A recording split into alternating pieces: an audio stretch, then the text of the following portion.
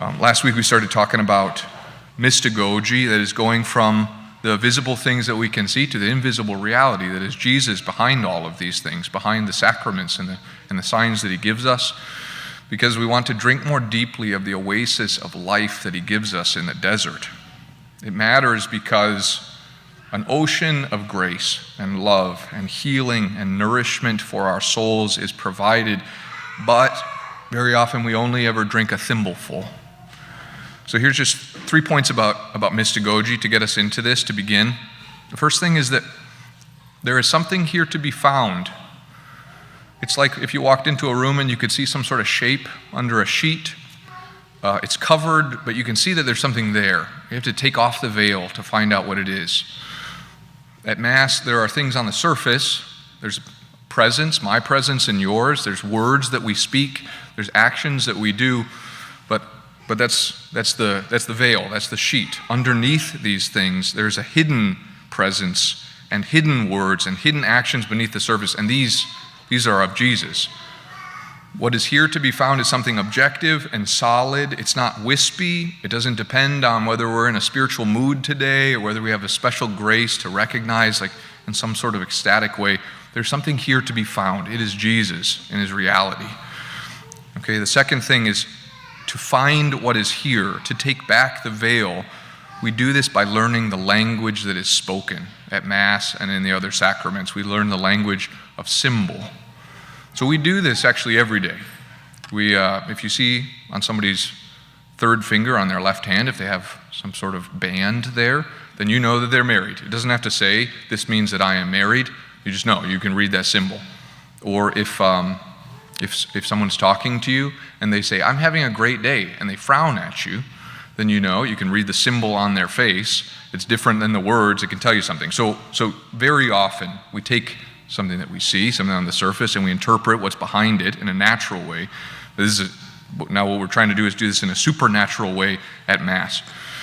So we have to learn a new language. If you were in another country where they didn't speak English and somebody said something very important apparently to you and you didn't speak the language, and you'd say, I have no idea what you're saying. They could say it to you 100 times and yell it at you, and still you would say, I have no idea what's going on. And very often Mass is like this for us.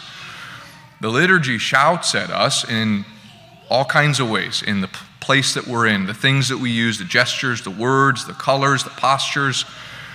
But if we haven't learned the language, we have no idea what's going on, what to say, what it means. We have no ability to pull back the veil and to see the something that is hidden here. In all of this, it's Jesus who is saying to us in a language that sometimes we don't understand. Jesus is saying, I am here, and I have peace for your hearts, and overflowing joy, and abundant life. So come and drink here. But because we don't speak the language, we don't understand him, we don't hear him, and we don't drink. And at the end of Mass, we walk out, and after Jesus has said this to us, all we can say is, I didn't really like the last hymn. Like that is, we've only gotten a couple drops of what is offered to us. So that's the second thing.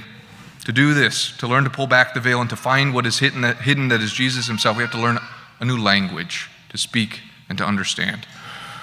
All of this, learning the language, learning how to find what is hidden, to go from what is visible to invisible, to change the way that we drink from the river of life that is given to us, from a thimble to a bucket, to participate and encounter and receive. This is the goal. This is what we want. This is what I want and you want. This is what we need. Every week, every day, Mass can become, it's not that difficult, but it does take some learning. Mass can become maybe what we've never experienced before. When you come in the doors, our hearts say to the Lord what we said in the Psalm, Lord, let your face shine on us. And the experience, again, not some sort of mystical, extraordinary, spiritual sort of thing, but to be at Mass can be, should be, and will be for us like what we heard in the gospel. The disciples are speaking, and suddenly Jesus is in their midst and says, peace be with you, and shows them his hands and his feet. Suddenly Jesus himself is standing before us and speaking to us, and we, of course, are incredulous with joy.